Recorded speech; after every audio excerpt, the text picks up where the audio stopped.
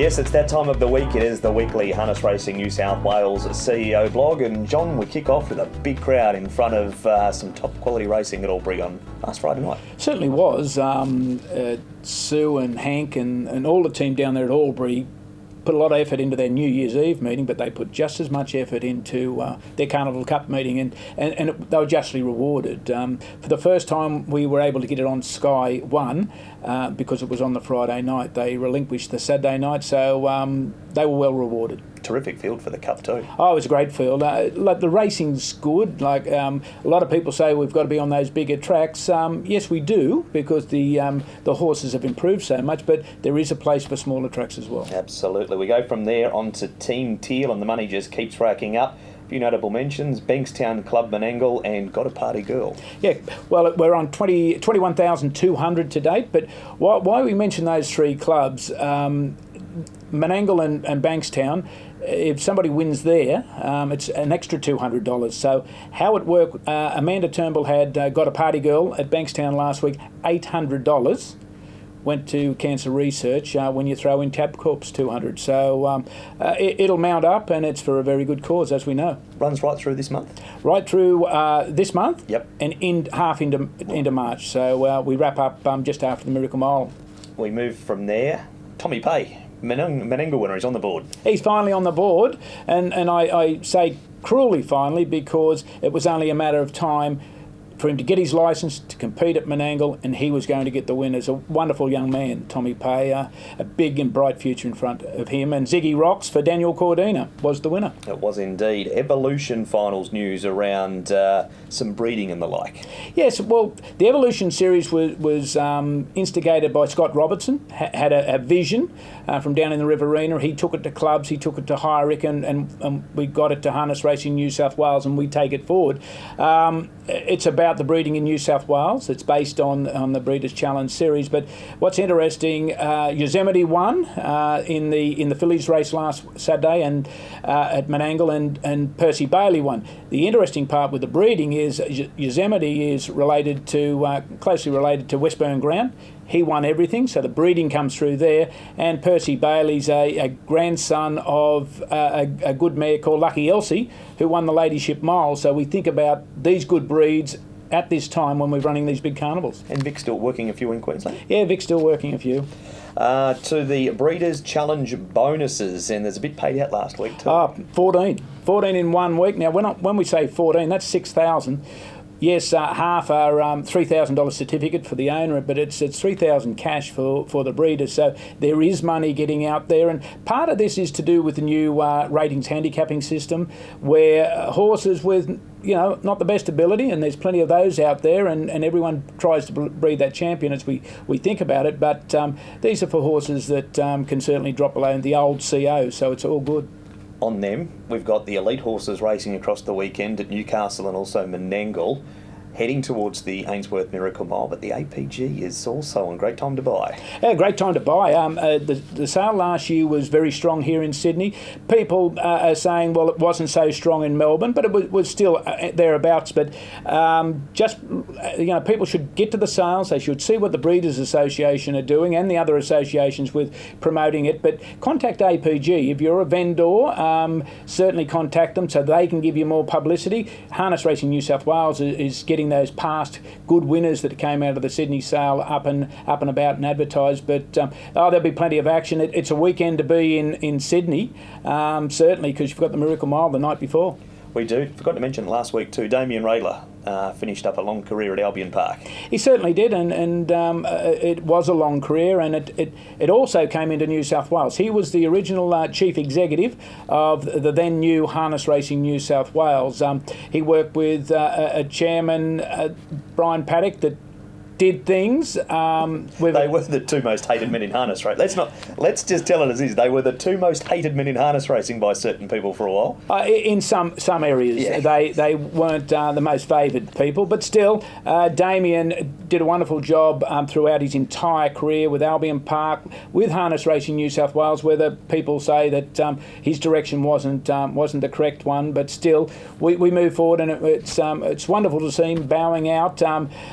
On a high note, it's not as if he's he's being marched. He's certainly retired from what was a wonderful career. Yep, for sure and certain. Now, we're recording this on Friday afternoon, leading into a massive couple of nights with Newcastle tonight and Menangle tomorrow night. Yeah, the Newcastle Mile, it's drawn together a very strong field. I suppose Major Dan's there. But interestingly, last Newcastle Mile, Ya's hotspot was the reserve. It gained a run up the rails as well, on a very wet track, and qualified for the Miracle Mile. Balraj gets his chance tonight. He's was a reserve. He gets into the Newcastle Mile, so there'll be plenty of action certainly up at Newcastle. Chariots of Fire, touted as perhaps the best ever. Talk about fire, it is on fire. The best ever, we say that every year, and I'm sure we'll see a wonderful race. The barrier draw couldn't have been better. I was talking to David Aiken out at the retention barn this morning, and he said the barrier draw made it. He's drawn well. Lochinvar Art's drawn well. Self-Assured's just out that little bit further, but we can see a very smart time, fast time at Menangle tomorrow night. And the mares have got a good field too. The mares, wonderful field in the Robin Dundee, and we've got the Oak seats as well, so a good night. Last Saturday night, some incredible scenes out there. That storm that swept through Sydney descended on Menangle. It certainly did. It was mayhem, to tell you the truth. But the stewards did the right thing. By golly, they did the right thing. They took those horses off the track, and when you see this lightning strike that hit just behind the back fence, as they were off the track, as we were in a suspended sort of a situation, anything could have happened. But anyway, we got on. All the races were run. Yes, we finished a little bit later than what we would have liked, but still, we proceeded. 10 to midnight local time. If that still had been Harold Park, was there a curfew at Harold Park? Well, it was a curfew across all racing. Once upon a time, no racing on Sunday. The latest I can recall, we went with it, and it was a Miracle Mile night of all time. We went at about 11:58, and my good mate, who was always in front of everything, Peter Volandis, he just turned the clocks back a little bit, and we finished before midnight. Well, we have someone injured down the stables that night, and then a patron took ill. Is that what happened? Patron took ill at the front gate, so the ambulance were treating him, and then Paul Lasnik took ill in the stables, put the races back well over an hour to start with before we even kicked off, so it just moved back into the night. So Peter would have loved that, wouldn't he? More controversy. Well, it wasn't controversy. It was the tills were certainly ringing when it came to the snack bars and the beverage as well. But they were great days at Harold Park. But this will be one hell of a night. The next 3 nights, including Newcastle, then we've got Menangle again, and then the 4th night, that Miracle Mile. It's a wonderful meeting. And you can get your hospitality packages at the Club Menangle website also. Finally, a really nasty fall at Bathurst on Wednesday night, and you've got an update on the 3 drivers involved. Nasty, all right. Anyone that was watching Sky would have seen it. Of course, you can't see that vision now, although the stewards have it, and there'll be an inquiry, of course. But yes, Angela Hedges, battered and bruised, but okay. Brad Hewitt, a little bit bruised, but okay. But we're watching Mickey Muscat very carefully. He's still in Orange Base Hospital.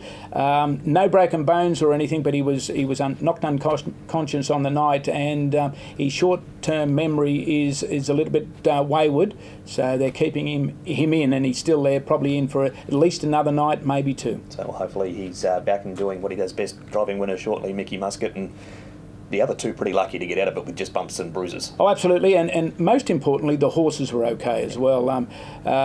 George Caroni, the vet there, he reported straight into me half an hour after the race, just to give me a report on how the horses are, and that's what we do. We check on the drivers and we check on the horses. One's not in front of the other. We make sure that everything as far as the welfare aspect is on top level. This is my last blog. Have we got a replacement? No, we don't yet, but thank you very much for your effort. It's been outstanding. You'll do more than well in Hong Kong. I always knew when you came back you wouldn't be here for too long, because as a race caller, I don't find too many better. Thanks, JD. And word is Sean Stunton's firming as favourite for this seat. Yes, it's a big seat to fill, so we need a big person to fill it. And someone with a head for radio, so it's nice to have someone with an uglier mug than mine. Anyway, we won't let Sean know that. Thanks, John. Or his mother. Yeah.